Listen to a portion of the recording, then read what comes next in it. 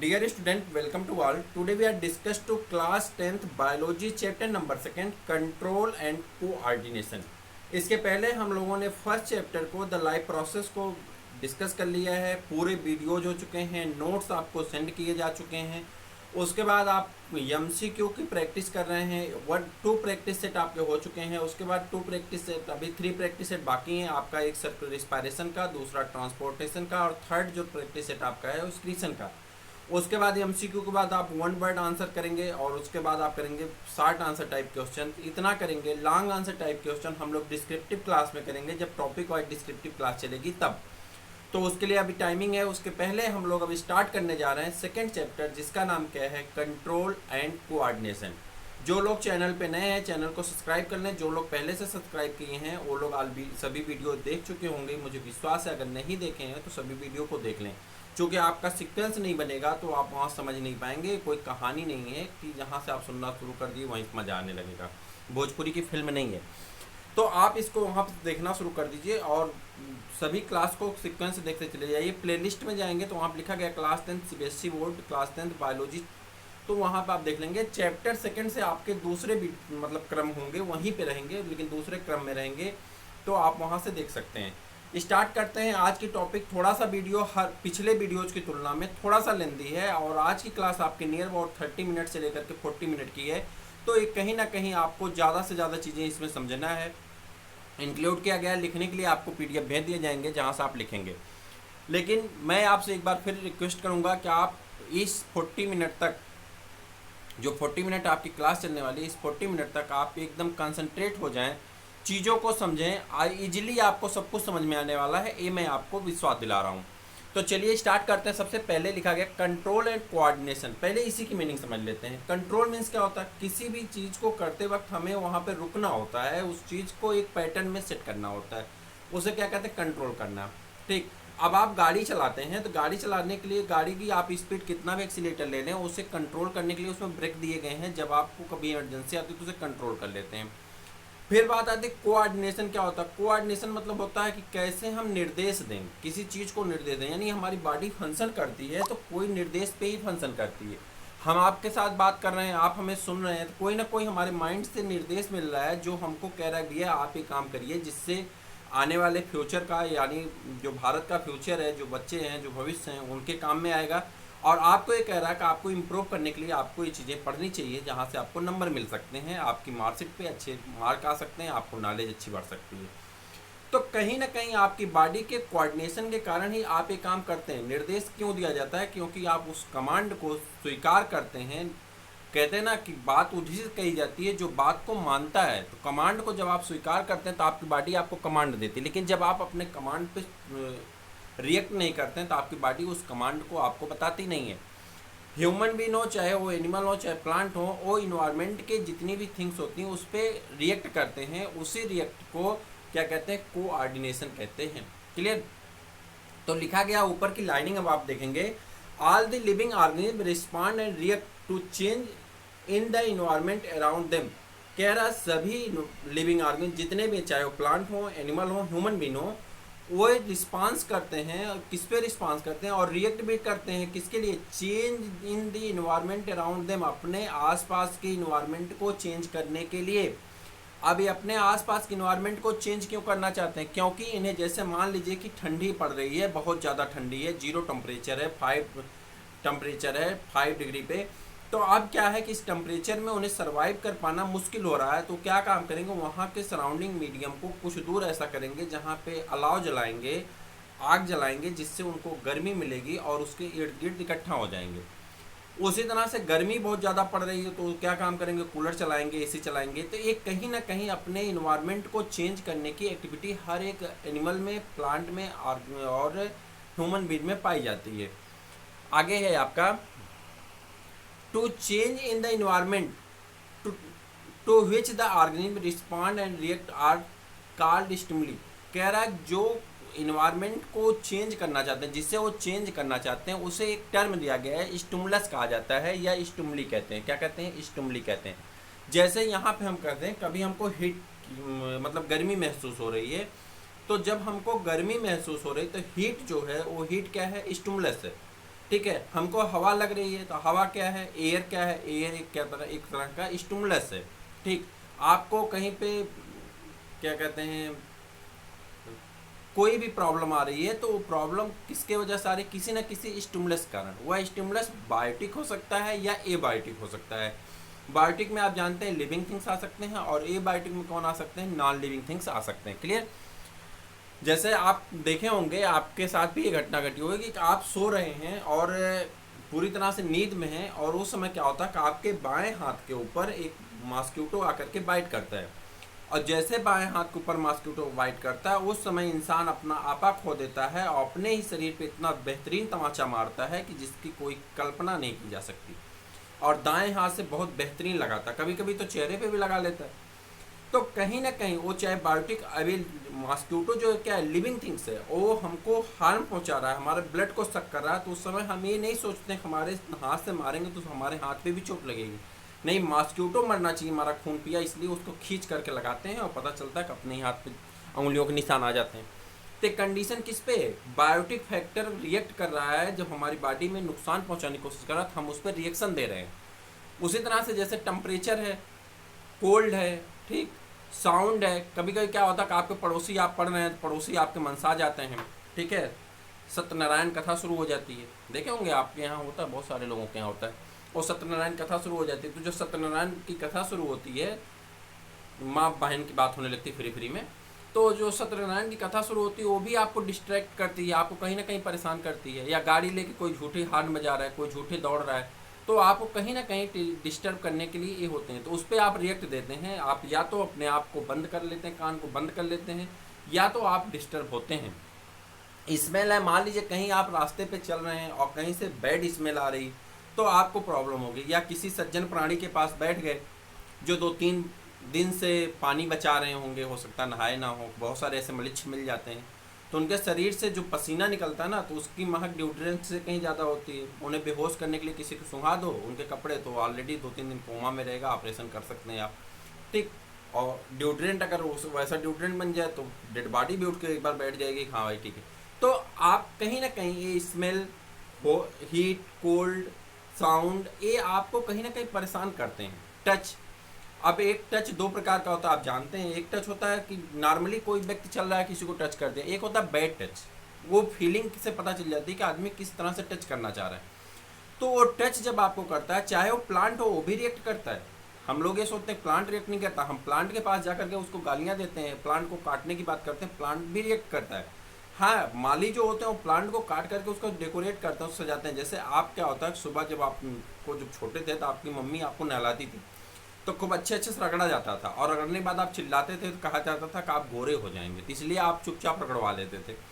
तो प्लांट को माली काटता है तो वो भी प्लांट को पेन तो होती है, लेकिन वो काटने के पीछे की लॉजिक ये होती है कि प्लांट के जो ब्रांचेज गलत दिशा में निकल रही हैं, जिससे क्या होता है कि प्लांट कमज़ोर हो सकता है, टूट सकता है, उस ब्रांचेज को सेट किया जाता है, तो वो भी रिस्पांस देता है, टच करने पे रिस्पांस देता है। उसीलिए देखो उसमें से वाटरी सब्सटेंस निकलने लगते हैं। प्रेशर है, दबाव आपके ऊपर कोई भी, चाहे एटमॉस्फेरिक प्रेशर हो, चाहे वो गार्जियंस का प्रेशर हो, चाहे आपके फ्रेंड्स का, यार मित्र, किसी का प्रेशर हो, कहीं ना कहीं आपको डिस्ट्रैक्ट करने का काम करता है। पेन है, आप अपने काम के लिए सोच लिए कि आज हमको सारे काम करने, जैसे कल आपकी क्लास नहीं चली किसी वजह से, तो कहीं ना कहीं वो मुझे कुछ दिक्कत थी, तो आपको कोई पेन है, तो उस पेन की वजह से क्या हुआ कि आप उस पेन में अपने काम को छोड़ देते हैं, काम आपका नहीं हो पाता। वाटर है, ग्रेविटी, ये सभी कहीं ना कहीं चीज़ें जो हैं जो आपको डिस्ट्रैक्ट कर सकती हैं, आप उस पर रिएक्ट करते हैं। अगर आप रिएक्ट नहीं करेंगे तो फिर आपके लिविंग होने का कोई बिहेवियर, लिविंग होने का कोई मतलब नहीं है। अगर आप लिविंग हैं तो इस पर रिएक्ट करना आपका फर्ज बनता है। किस चीज़ों पे आप करते हैं, तो देखिए नीचे की लाइन देखिए, the living organism so respond to stimulus such as light. किस पे आप रिएक्ट करते हैं, लाइट पे, हीट, टेम्परेचर, हीट उष्मा पे, कोल्ड ठंडी चीज़ों पे। आपको बर्फ़ की सिल्ली आपके सर पे रख दिया जाए तो फिर आपकी मज़ा आ जाएगा, गर्मी के दिन है।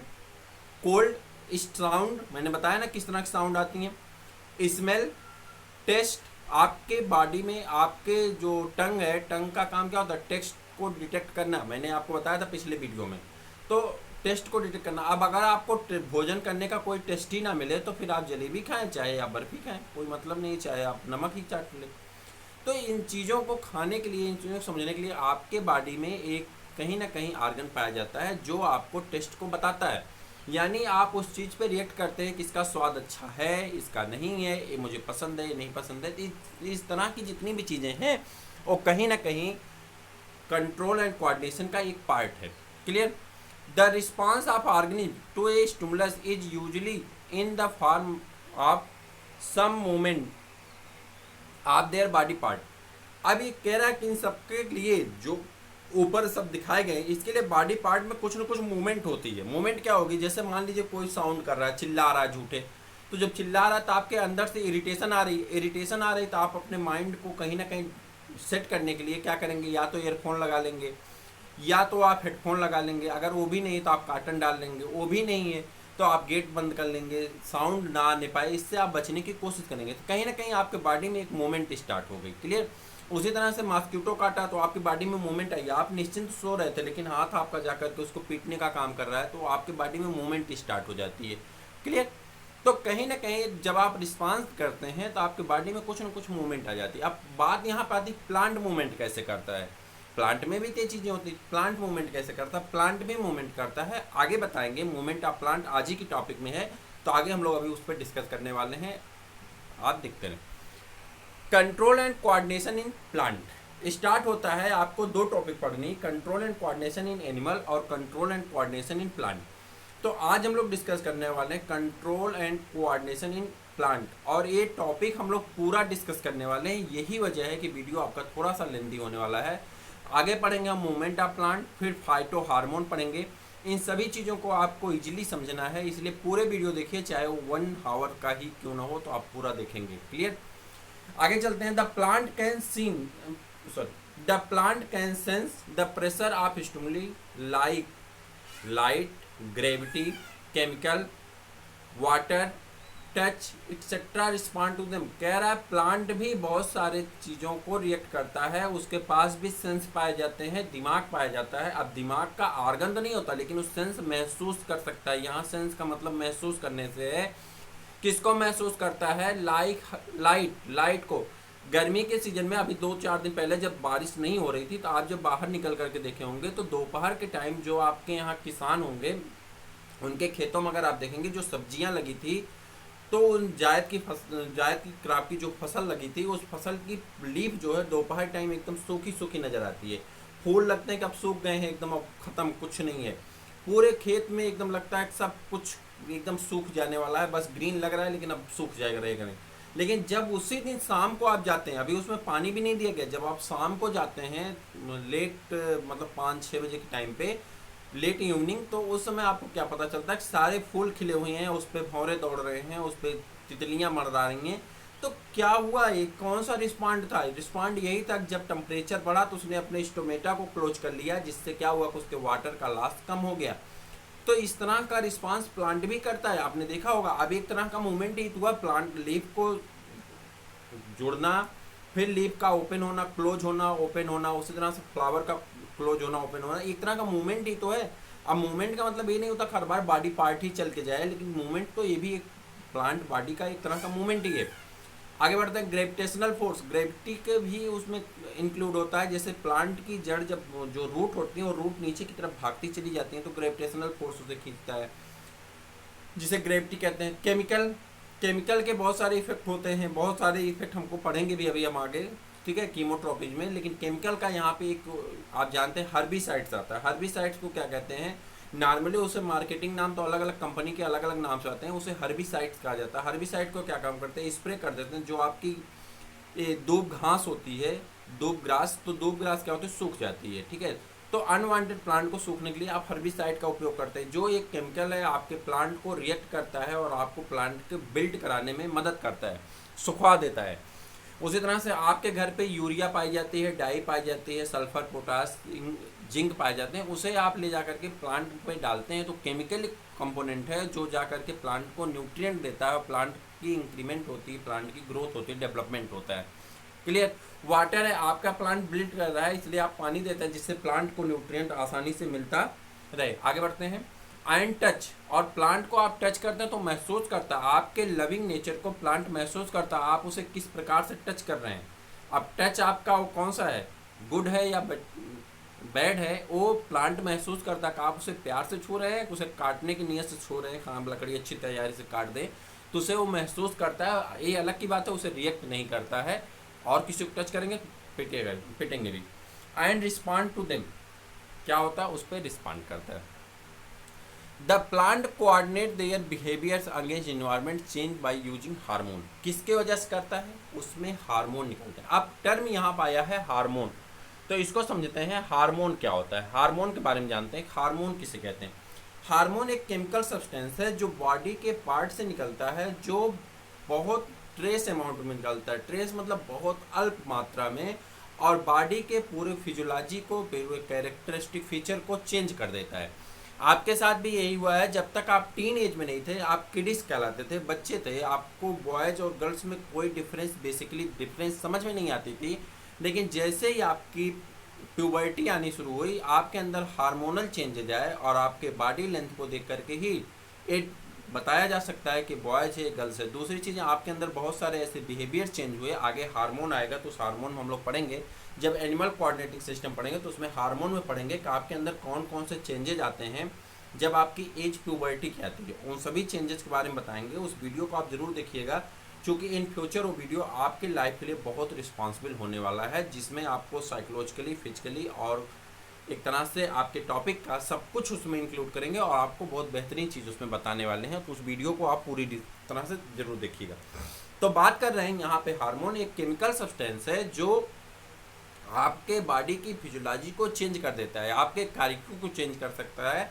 वो काम प्लांट में भी होता है, प्लांट में भी हार्मोन निकलता है जो उसमें अंदर परिवर्तन कर देता है। बहुत सारे परिवर्तन आ जाते हैं प्लांट में, वो कैसे आते हैं सब नीचे है, फाइटो हार्मोन नीचे टॉपिक है, उसमें हम लोग डिस्कस करेंगे, बताएंगे भी। प्लांट है नो नर्वस सिस्टम। आपके बॉडी में नर्वस सिस्टम पाया जाता है। आप नर्व टिश्यू पढ़े हैं, याद है आपको, नर्व टिश्यू आप पढ़े हैं क्लास 9th में, जब टिश्यू पढ़ रहे थे। टिश्यू 4 टाइप के होते हैं, आप पढ़े थे कौन कौन से। एनिमल टिश्यू की बात कर रहे हैं हम। एनिमल टिश्यू जब आप पढ़ रहे थे, 4 टाइप के एनिमल टिश्यू होते हैं। पहले को कहते हैं एपिथेलियम टिश्यू, दूसरे को कहते हैं कनेक्टिव टिश्यू, तीसरे को क्या कहते हैं, तीसरे को मस्कुलर टिश्यू, और फोर्थ को क्या कहते हैं, नर्व टिश्यू।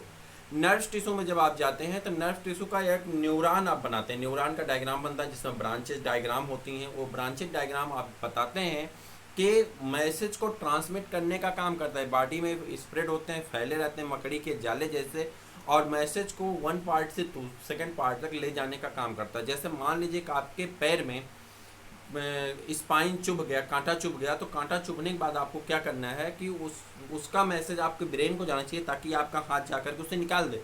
या मॉस्किटो आपके हाथ में बाइट कर रहा है तो दूसरा हाथ उसे आके मार दे, तो ये मैसेज ब्रेन को जाएगा, तो फिर ब्रेन आपके हाथ को मैसेज देगा कि वहाँ पर काट रहा है, तुम सो रहे हो, तो हाथ आकर के उसको मारता है। तो एक काम कैसे होता है, एक काम डिपेंड करता है कि हमारे ब्रेन तक ये मैसेज जाना चाहिए, और ब्रेन तक मैसेज ले जाने का काम कौन करता है, नर्वस सिस्टम करता है। ये तो हुई ह्यूमन या एनिमल की बात, लेकिन यहाँ पे प्लांट में कोई भी नर्वस सिस्टम पाया ही नहीं जाता।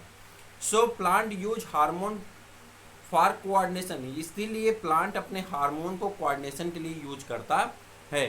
The function of control and coordination in plant is performed by the chemical substance called plant hormone. कह रहा है जो फंक्शन है कंट्रोल और कोऑर्डिनेशन का, वो प्लांट में किसके द्वारा परफॉर्म किया जाता है, एक केमिकल के द्वारा परफॉर्म किया जाता है, और उस केमिकल सब्सटेंस को हम लोग क्या कहते हैं, हार्मोन कहते हैं। क्या कहते हैं उस केमिकल सब्सटेंस को, तो उस केमिकल सब्सटेंस को हम लोग हार्मोन कहते हैं। हेलो,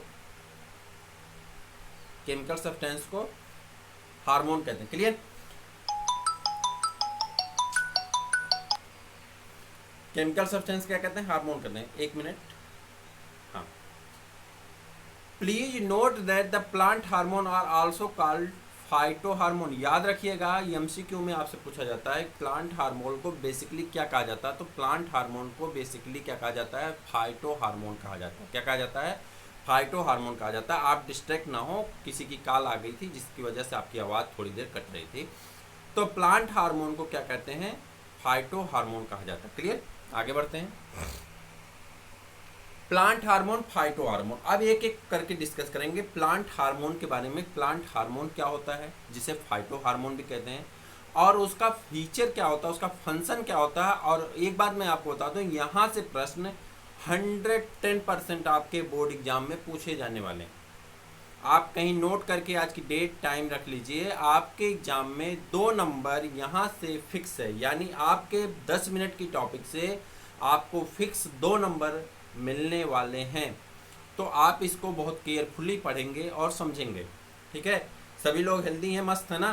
तो चलिए, स्वस्थ रहिए, मस्त रहिए, टेंशन मत लीजिए। बायोलॉजी बहुत आसान है, और मैं आपको बता दूं, जितना आप फिजिक्स केमिस्ट्री से डरेंगे उतना बायोलॉजी आपकी स्ट्रांग होगी। डरिए किसी से मत। डर किस चीज़ से आती पता है? जिस चीज़ से को हम करना नहीं चाहते, जो काम हम करना चाहते हैं उससे डरते नहीं हैं, उस काम को में इंजॉय करिए। उस काम से अगर आप डरेंगे तो फिर टॉपिक, कोई भी टॉपिक होगी, वो आपके लिए बहुत बोरिंग हो जाएगी। बहुत इजी है बायोलॉजी, इतनी इजी है कि आप उसे समझ नहीं सकते हैं कि कितना इजी है। इतना भी आसान है, साहित्य से भी आसान है कहीं ना कहीं। हिंदी सबसे कठिन सब्जेक्ट है, लेकिन आप उसे फेमिलियर हैं, बचपन से पढ़ते हैं, इसलिए आपको बहुत आसान लगती है।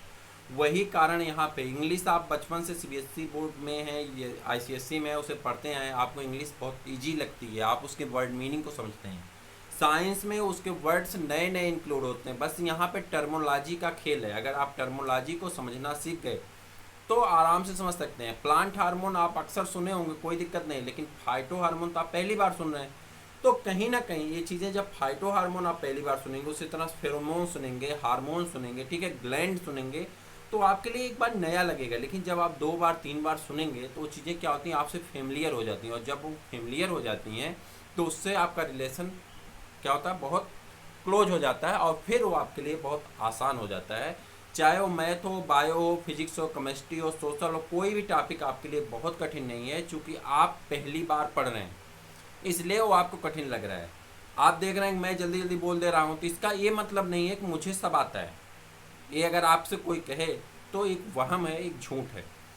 ये ऐसी बातें हैं कि किसी को सब कुछ नहीं आता, सब पढ़ते हैं, उसको याद करते हैं, मेमोराइज करते हैं, तब इनको लगता है कि हाँ ठीक है। आप पहली बार पढ़ रहे हैं, मैं 7वीं 8वीं बार पढ़ा रहा हूँ, पढ़ने की बात छोड़ दिए, 7वीं 8वीं बार पढ़ा रहा हूँ, तो कहीं ना कहीं मुझे ज़्यादा, आपकी तुलना में मुझे लग रहा है ज़्यादा। लेकिन अगर आप 2 बार 3 बार पढ़ लेंगे तो आपकी गेनिंग कैपेसिटी बहुत ज़्यादा है, आप कहीं ना कहीं हमसे ज़्यादा सुपीरियर हैं, तो आपको ये चीज़ें ज़्यादा समझ में आएंगी तुलना में मेरे।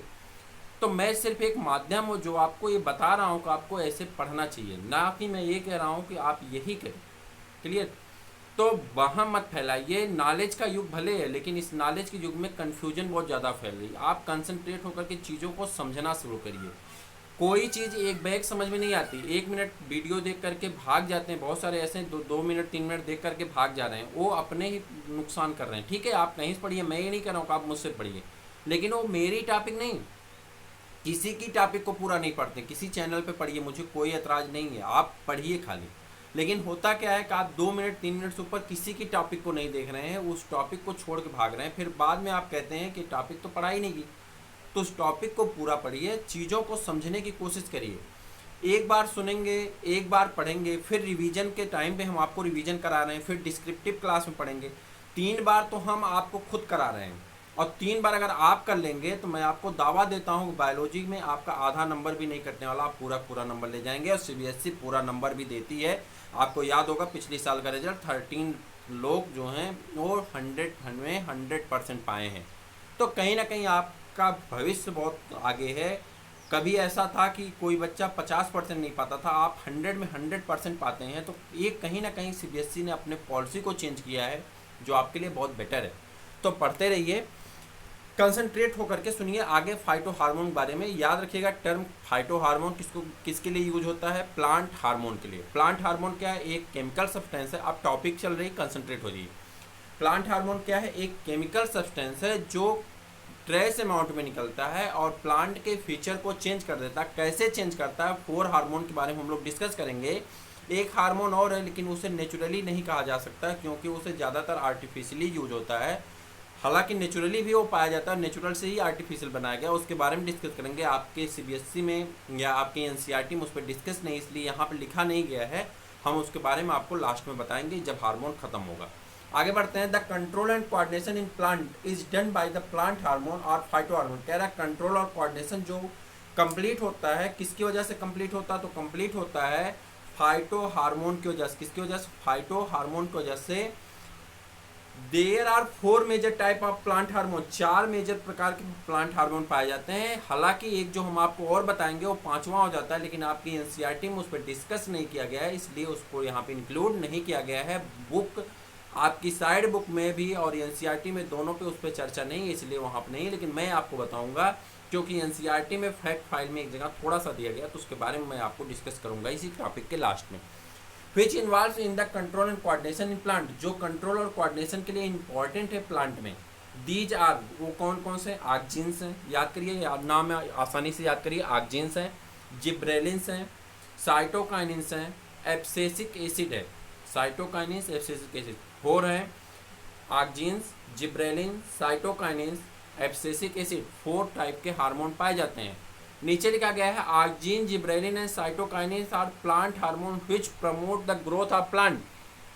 कह रहा है आक्जीन, जिब्रेलिन और साइटोकाइनिन्स 3 हार्मोन ऐसे हैं जो प्लांट की ग्रोथ को इंक्रीज करते हैं, बट प्रमोट करते हैं या इंक्रीज करते हैं। बट यहाँ पे एक और है, ABA यानी abscisic acid, abscisic acid inhibit करता है, उसकी ग्रोथ को बढ़ने नहीं देता बल्कि ग्रोथ को रोकने का काम करता है, इनहिबिशन का काम करता है। तो यहाँ पे एक हार्मोन ऐसा है जो एंटागोनिस्टिक फीचर का है, बाकी 3 के सेम फीचर हैं, तीनों के काम एक जैसे हैं, बस बेसिकली थोड़ा थोड़ा सा अंतर है। अभी आप लाइन जब देखेंगे ना तो आपको लगेगा सब कुछ एक ही है, एक ही बात तो सब में बता रहे हैं, लेकिन बहुत बेसिक सा अंतर है, हम आपको बताएंगे कैसे आप समझेंगे।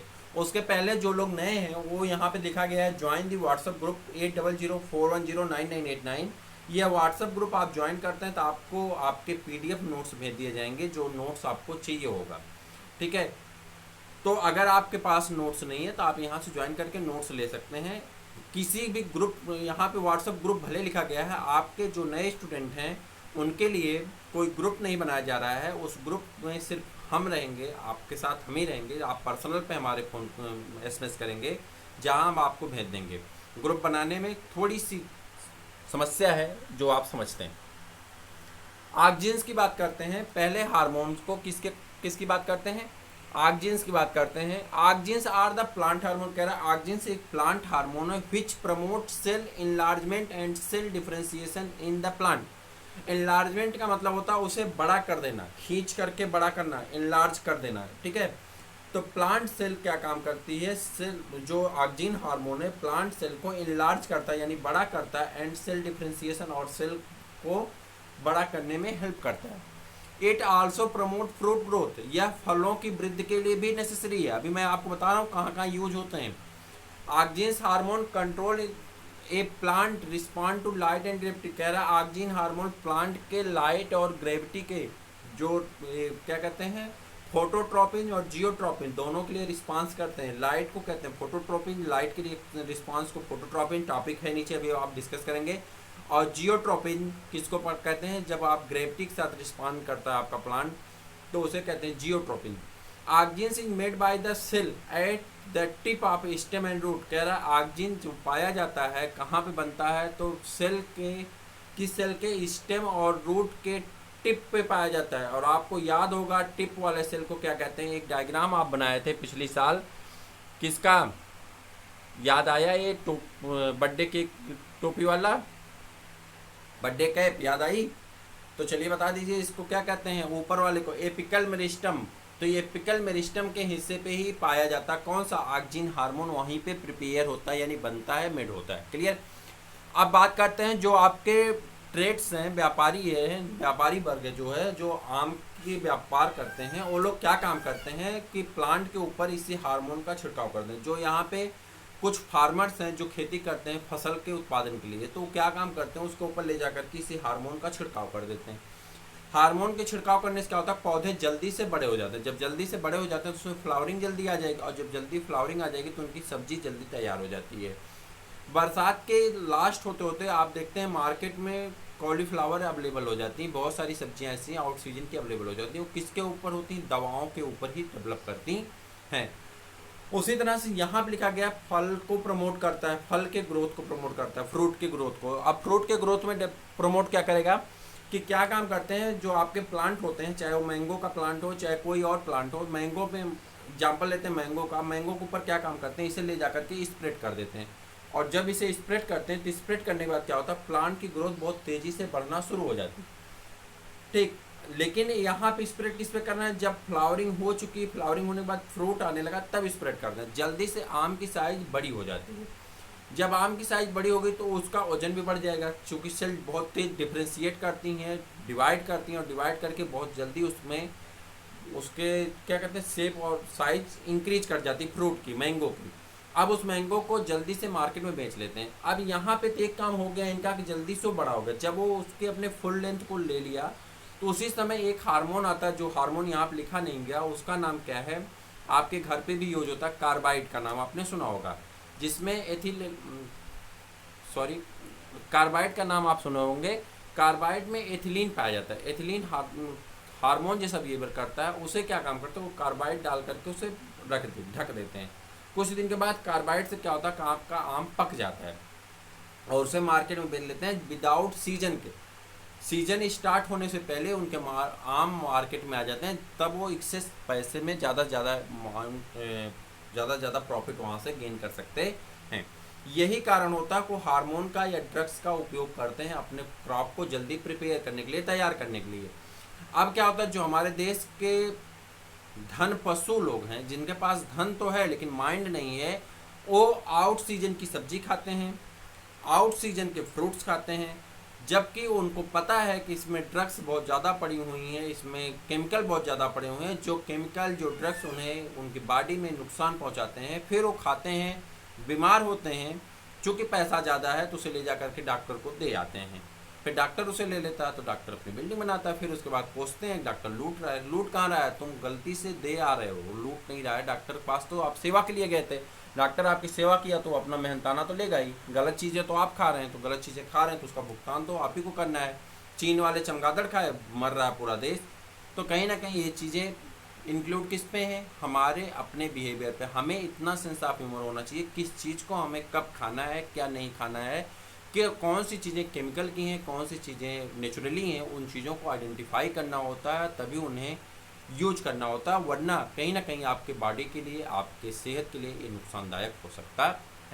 आगे बढ़ते हैं। जिब्रेलिन दूसरा हार्मोन है जिसका नाम क्या है, जिब्रेलिन। जिब्रेलिन को कहा जाता है मूर्खों का हार्मोन या मूर्ख हार्मोन है, ठीक है। It is the plant hormone which promote cell enlargement and cell differentiation. Point ऊपर की पॉइंट देखिए ऑक्सीजन का और यहाँ का रिपीट हुई है, लेकिन यहाँ पे आगे लिखा गया ये तभी काम करता है जब यहाँ पे ऑक्सीजन प्रेजेंट होती है।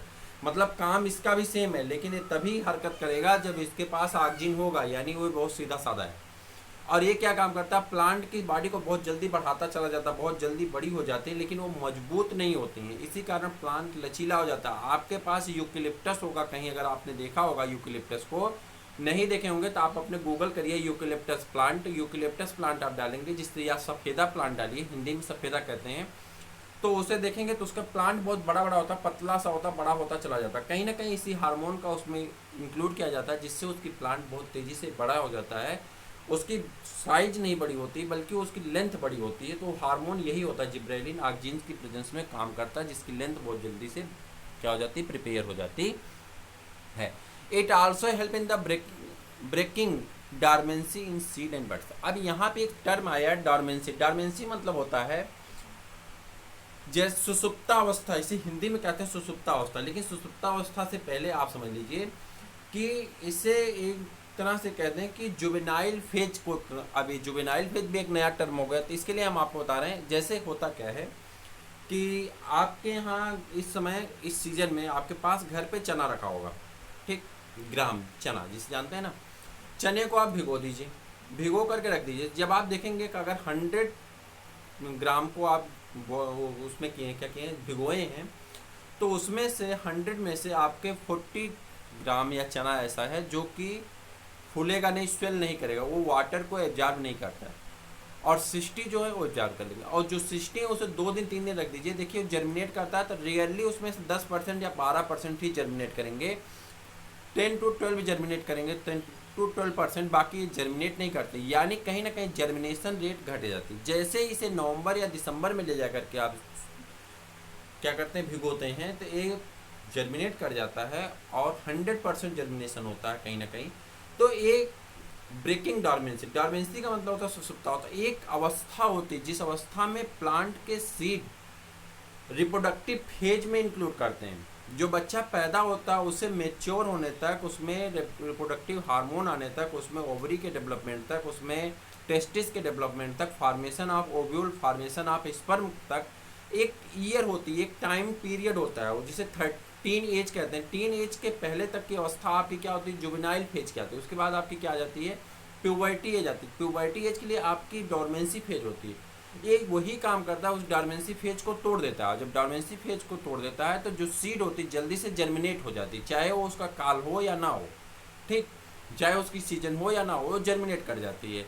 बर्ड्स जर्मिनेट कर जाते हैं, जो प्लांट में बर्ड्स निकलते हैं वो भी जल्दी से जर्मिनेट कर जाते हैं। तो ये कहीं ना कहीं प्लांट की ग्रोथ के लिए ही रिस्पॉन्सिबल है, जिससे उसका जर्मिनेशन तेज होगा, ज़्यादा तेज जर्मिनेशन होगा। और उसी के साथ उसमें एक चीज़ें और पाई जाती हैं, उसके बर्ड्स का भी जर्मिनेशन बहुत फास्ट होता है। आगे बढ़ते हैं।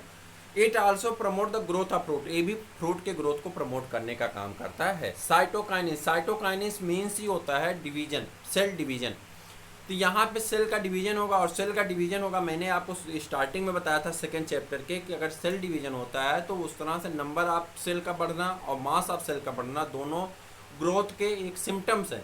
तो यहाँ पे भी यही सेल डिवाइड करेंगी, साइटोकाइनेस नाम से ही पता चल रहा है। जब सेल डिवाइड करेंगी, सेल डिवाइड करने के बाद एक ही साथ जैसे ही सेल डिवाइड करेगी तो नंबर ऑफ सेल बढ़ेगी, यानी प्लांट सेल में क्या होगा, इनलार्जमेंट स्टार्ट हो जाती है। तो cytokinins are the phyto hormone या plant hormone which promote cell division in plant, जो सेल डिवीजन को प्रमोट करता है। और जब सेल डिवीजन होगी तो प्लांट की ग्रोथ तो नेसेसरी है। Cytokinins also break down the dormancy of seed and buds, ऊपर वाली लाइन कॉपी है, सेम चीज़ें हैं, वही हैं। It delay the ageing of lives, यह एजिंग नहीं आने देती। अब एजिंग का मतलब क्या होता है, यहाँ पे एक टर्म आपका यूज हो रहा है जिसका नाम क्या है, एजिंग। एजिंग का मतलब क्या होता है, बुढ़ापा आना, एज इंग, ठीक। एजिंग आना, एजिंग आना मतलब होता है आपकी बुढ़ापा की अवस्था आ गई। लेकिन ये कह रहा है कि इट डिले, यह डिले करता है ताकि पौधे में बुढ़ापा ना, यानी जब पत्तियां झड़ जाती हैं, गिर जाती हैं स्प्रिंग सीजन में, तो उसी सीजन में उसमें न्यू लीफ का जर्मिनेशन होता है, जिससे प्लांट बुढ़ा ना होकर के नया बना रहता है। तो ये कहीं ना कहीं एजिंग को डिले करने का काम करता है। आगे है it promote the open and close stomata, और आगे है it promote the fruit growth, ये फ्रूट ग्रोथ को भी प्रमोट करता है। एब्सिसिक एसिड की बात करते हैं, यहाँ से प्रश्न पूछे जाते हैं चारों हार्मोन से, याद रखिएगा। Abscisic acid is plant hormone, abscisic acid plant hormone है which functions to growth inhibitor, जो ग्रोथ इनहिबिटर का काम करता है, यानी पौधे की वृद्धि को रोकने का काम करता है। इसे क्या कहते हैं, ग्रोथ इनहिबिटर हार्मोन भी कहा जाता है। It promote the dormancy of seed and bud,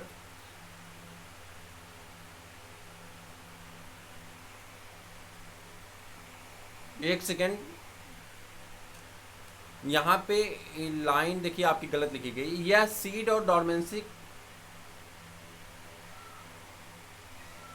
एक मिनट, हाँ ठीक। It promote the dormancy of seed and bud, कह रहा है कि यह डोरमेंसी को प्रमोट करता है। ऊपर वाले में क्या था, ब्रेक डाउन ऑफ डोरमेंसी था, ऊपर तीनों में क्या था, ब्रेक डाउन ऑफ डोरमेंसी। वह डोरमेंसी के ब्रेक डाउन करता था, जिससे सीड जल्दी जर्मिनेट हो जाती थी। और यह क्या काम करता है, उसे प्रमोट करता है। जब प्रमोट करता है तो जल्दी सीड जर्मिनेट नहीं होती, यानी जर्मिनेशन रेट को घटाने का काम करता है। क्लियर। तो कहीं ना कहीं जैसे मान लीजिए कि आपकी सीजन चल रही है और वहाँ पे इसने प्रमोट कर दिया कि जो डोरमेंसी फेज बढ़ गई, तो जर्मिनेट ही नहीं करेगा। बहुत सारे ऐसे लोग आपको मिल जाएंगे कि वो 18 से 20 साल को हो गए, उनकी ग्रेजुएशन कंप्लीट होने जा रही है, लेकिन उनको ना तो बीएड्स है ना तो मुस्टैच है। लेकिन बहुत सारे ऐसे मिल जाएंगे जो क्लास 10th में होंगे, उनके पास बीएड्स भी होंगी, मुस्टैच भी होंगी। तो कहीं ना कहीं उनमें डोरमेंसी और इसका डिफरेंस पड़ता है कि हार्मोनल चेंजेस लेट में स्टार्ट हुए हैं, किसी किसी में जल्दी स्टार्ट हो जाते हैं। वही चीज़ यहाँ होती है कि क्या काम करता है, उसके प्रमोट करता है, उसके ग्रोथ को इनहिबिट करता है, जिससे डोरमेंसी ब्रेकडाउन नहीं होती, यानी ग्रोथ रेट कहीं ना कहीं घटेगी। It also promote the closing of stomata, यह स्टोमेटा के क्लोजिंग को प्रमोट करता है, यानी ओपन को नहीं, क्लोजिंग को प्रमोट करता है। It also promote the wilting and falling of leaf, यह किसको प्रमोट करता है, प्लांट की बिल्डिंग। बिल्डिंग मतलब होता है पौधे को सूख जाना। ऊपर वाला किसको प्रमोट करता था, एज ना आने पाए और एजिंग ना, यानी बुढ़ापा ना आने पाए। ये किसको कर रहा है, सुखवा देगा, यानी सूख जाएगा, प्लांट सूख जाएगा तो मर ही जाएगा। एंड फॉलिंग ऑफ लीफ, और पत्तियां गिरने लगती हैं, इसके प्रमोशन अगर इसकी मात्रा ज़्यादा होती तो। It also cause the detach of flower and fruit from the plant, यह फलों को अब फल आपका पक के ऊपर पड़ा हुआ तो आप डंडे से पीट करके तोड़ते हैं। आम को पीटा मत करिए, नहीं तो कभी आपको पीटेगा ना, एक डाली गिरा देगा तो आपकी मजा आ जाएगा। तो कह रहा है कि it also cause the detach, यह डिटैच करता है, अलग कर देता, किसको, फ्लावर को, जो फूल लगे हुए पौधे में, फ्रूट्स को, फलों को, और किसको डिटैच करता है, एंड लीफ, इस सबको डिटैच करने का काम करता है, यानी प्लांट्स इनको अलग करने का काम करता है। तो ये आपकी एक टॉपिक आपकी क्या हो गई, कंप्लीट हो गई। क्या हो गई, एक टॉपिक आपकी कंप्लीट हो चुकी है। क्लियर। आगे बढ़ते हैं हम लोग, किसको पढ़ते हैं, प्लांट हार्मोन को। और मुझे नहीं लगता है 40 मिनट हो गया, तो एक काम करते हैं, इस वीडियो को यहीं पे ओवर कर देते हैं। दूसरा वीडियो हम लोग बाद में डिस्कस कर लेते हैं। 40 मिनट की क्लास हो चुकी है। क्लियर। उसके बाद आपका प्लांट हार्मोन है, नियर अबाउट 30 मिनट की क्लास ये भी है। ठीक, तो इसको आप जरूर देखिएगा। उसके बाद हम लोग किस में प्रवेश कर जाएंगे, control and coordination in animal. और कंट्रोल एंड कोऑर्डिनेशन में जब हम लोग प्रवेश करेंगे, control and coordination in animal, तो उसके बाद कंट्रोल एंड कोऑर्डिनेशन पढ़ेंगे। उसमें हम आपको बताएंगे आपका ब्रेन कैसे काम करता है। उसके बाद आपको उसमें एक चीज़ मिलेगी, हार्मोन, एंडोक्राइन ग्लैंड से निकलने वाले हार्मोन हम लोग डिस्कस करेंगे। जो हार्मोन आपके बॉडी में कैसे रिस्पॉन्ड करते हैं उसको बताएंगे। कैसे आप में प्यूबर्टी आती है, कैसे आपके कैरेक्टर चेंज होते हैं। मैं अक्सर आपसे बताता हूँ ना कि आपके गुनाह नहीं है, जो आप गलती के काम करते हैं आपके गुनाह नहीं, भले आप पिटाते हैं वो अलग की बात है, गुनाह आपसे करवाया जाता है, जो आपके बॉडी में हार्मोन पाए जाते हैं। उन सब के बारे में हम लोग चर्चा करेंगे आगे। जब animal control and coordination in animal पढ़ेंगे तो उसमें आएगा कि आपका माइंड कैसे आपको डिस्ट्रैक्ट करता है, कैसे आपका माइंड आपको दूसरी जगह ले जाता है, कैसे गलत चीज़ों की तरफ आप अट्रैक्ट होते हैं, सही चीज़ें आपको दूर ले जाती हैं। सब पे हम लोग ब्रेन वाले टॉपिक में डिस्कस करेंगे। लेकिन अभी आपका सेकंड पार्ट जो आएगा वो सेकंड पार्ट किसका होगा, प्लांट मूवमेंट। चूँकि अगर उस टॉपिक को हम स्टार्ट करते हैं तो नियर अबाउट आपकी क्लास हो जाएगी 1 पॉइंट ज़्यादा है अभी, तो उसको हम लोग बाद में डिस्कस करते हैं। चैनल को सब्सक्राइब कर लीजिए, दोस्तों को शेयर कर दीजिए। फिर हम मिलते हैं किसी और वीडियो में, तब तक के लिए इजाज़त दीजिए। जय हिंद। जहाँ भी रहिए स्वस्थ रहिए और मस्त रहिए।